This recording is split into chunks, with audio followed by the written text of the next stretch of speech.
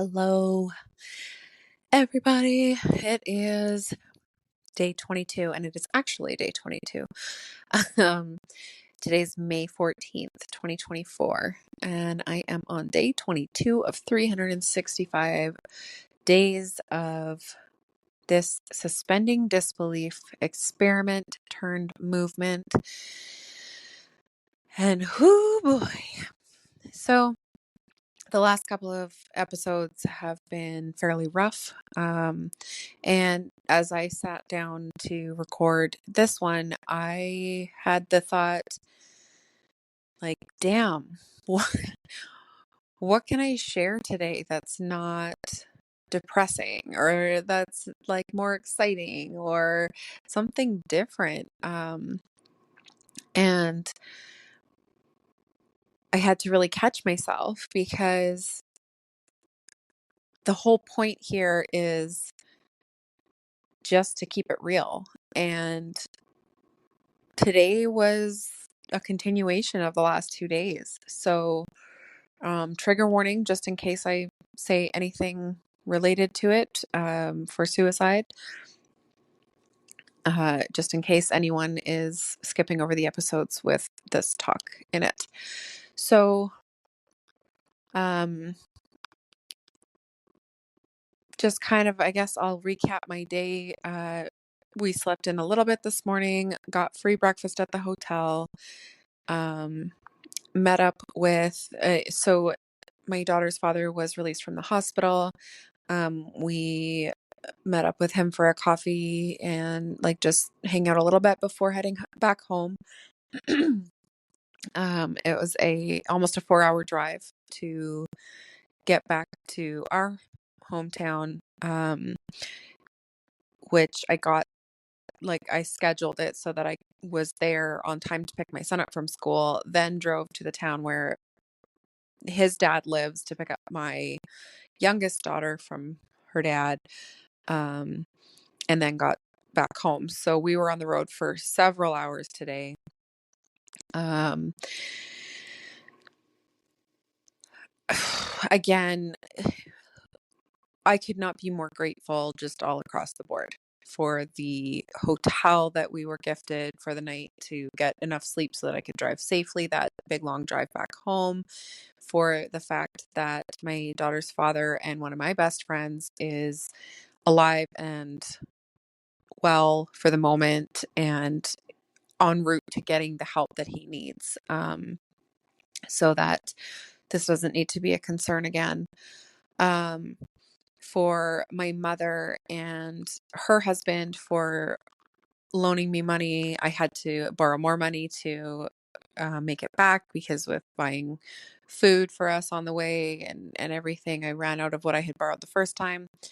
Um, just, and then uh, him and my uncle both gifted me a little bit of extra cash to make it so that I could take my daughter shopping for something for her dad, just for to get him a gift, cheer him up a little bit, whatever the case may be. And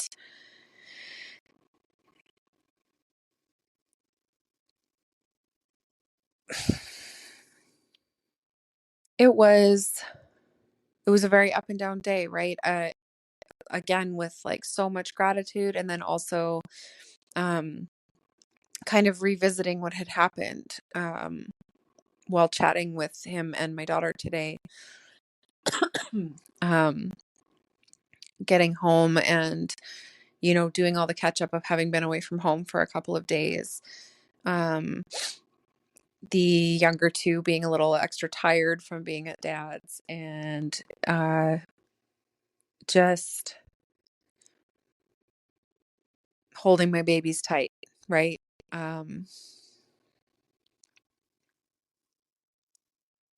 and again, it is Mental Health Awareness Week. And what really came up for me over this couple of days,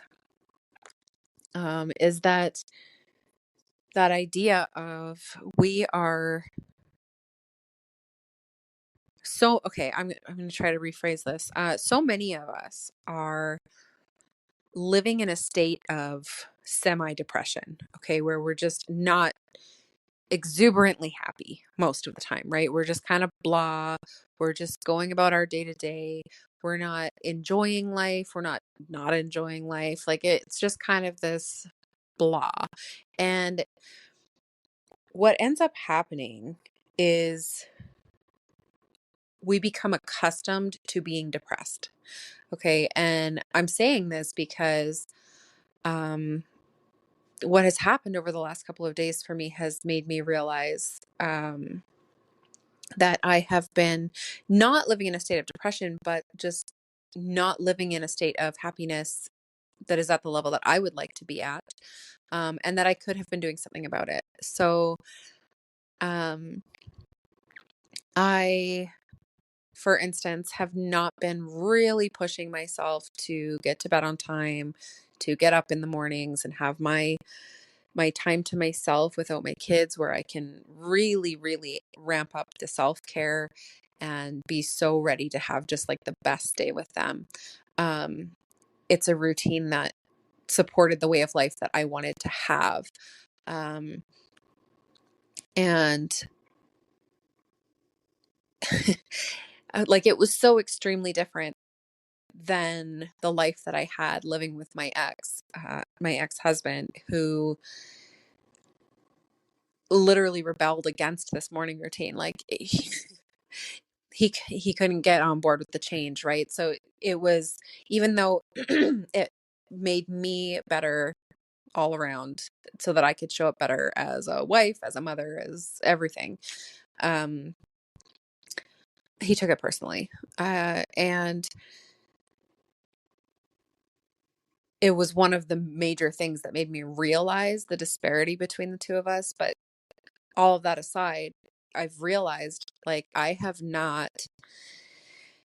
gotten myself back onto that routine. We're now on day 22 of this challenge. And somewhere near the beginning, I was talking about getting back on this routine.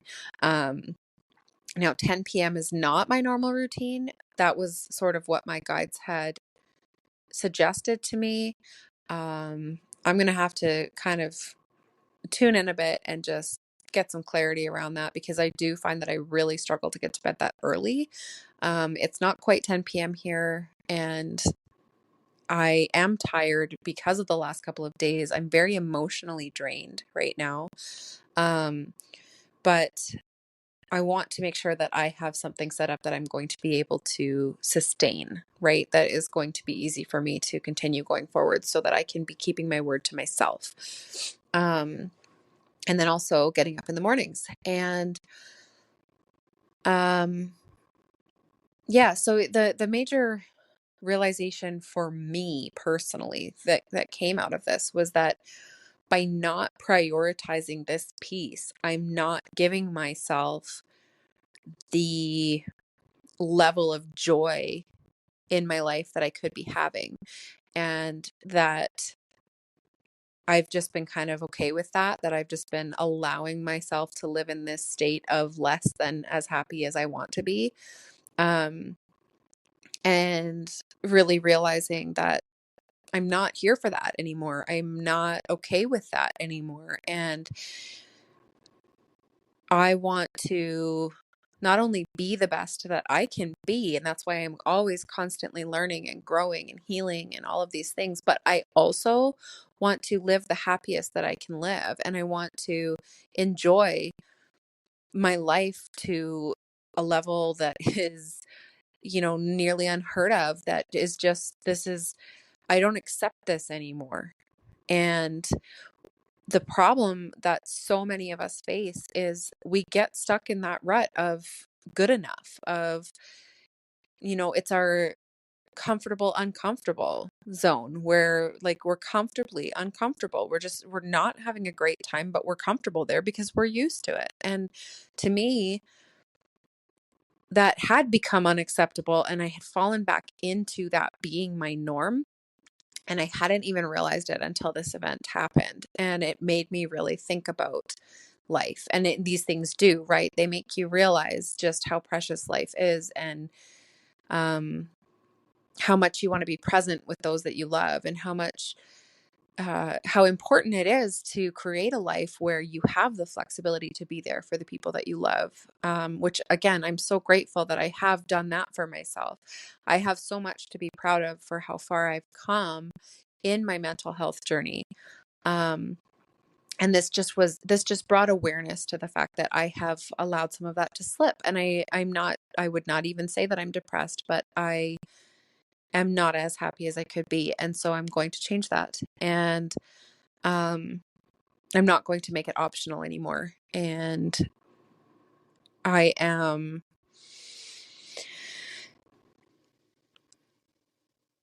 really going to be focusing on that key piece. And it seems so small, but it's so big, that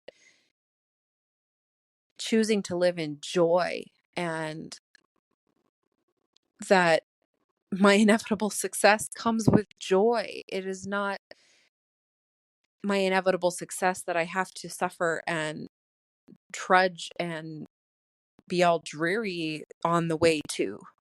That's not the kind of success that I want. The kind of success the kind of success that I want is joyful success, blissful success, a life worth living, and one where I never question whether I want to be here or not. And I haven't, not that I've been questioning that, I haven't been questioning that, but I do know from having been farther down in depression in my life before, I know that it steps on the way there, that it starts out as this blah, as this kind of laissez-faire, like just lack of enthusiasm. And so some people might be like, you lack of enthusiasm, because I am so lit up by some of the things in my life. But in the lulls in between, I'm not particularly happy. And again, I'm not particularly unhappy, but I'm not particularly happy. I'm really lit up in the moment of things that I'm creating. I love to create, or in the moment of things that I'm learning and then sharing about what I'm learning, things like that. But there's a lot of just these kind of blah stasis moments in between that are just like not exciting, not happy, not anything. They're just kind of not anything. And I also realized that with me not giving myself that self-care time, my time with my kids has been less enjoyable. My time working has been less focused, which does not help on my path to inevitable success, right? All of these things, as always, everything is always tied in together.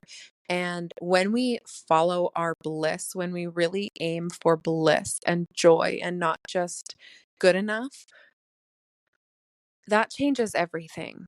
And it becomes impossible to hit the point where we don't want to be around anymore. Um, where we might get to that point of thinking that it's just not worth it, that it's too hard, that it would be easier to just be done with this life. And I never want to go back there. And I don't want anyone in my life to go back there. And I'm going to do whatever I can to bring just joy into my everyday and into the everyday of everyone's lives who I touch, that we get to just be happy, and not just be kind of happy, but be really happy. And I, with this being Mental Health Awareness Week, um, I know I'm constantly challenging you guys to suspend disbelief, but I also want to add in a challenge that you don't let your life just be okay. And we're not here to live an okay, mediocre life. We're here to live a life of joy. And we get to be happy on the way to success before we get there. And that's where I'm going to be living my life from now on. And So as hard as the last couple of days have been, I'm really grateful for this renewed perspective. I'm really grateful for the renewed motivation and determination to get myself back onto my routines that support my joy, that really, really make that big impact in my life. And yeah, I'm sending so much love to everyone listening to this podcast, to everyone in my online circles, in my family, my friends groups, my everything, and to everyone that I don't know.